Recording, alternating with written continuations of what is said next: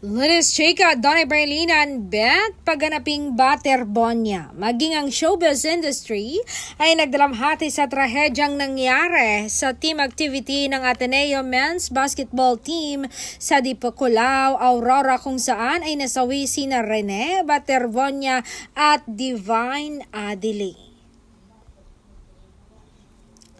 Maraming damdamin ang naanteg sa maagang pagpanaw ng dalawang atleta. Dahil nag-viral ang nasabing insidente, marami ang sumabaybay sa naging buhay at journey ni Rene mula sa pagkabata hanggang manalo itong MVP sa palarong pambansa last year. At ngayong nakauwi na ang mga labi ni Rene sa kanyang hometown na Talagacugon, Agusan del Sur ay minamanifest ng netizen na ma-immortalize raw sa TV o pelikula ang buhay ng magaling na basketballista para hindi malimutan ang makulay niyang buhay.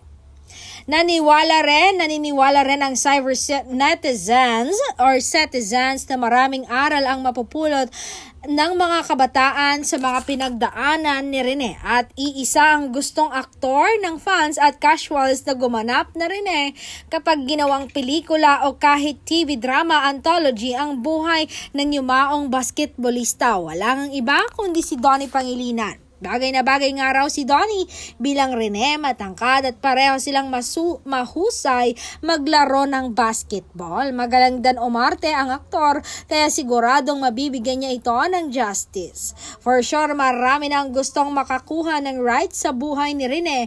Hopya nga ang mga fanay na kay Donnie talaga mapunta ang proyekto.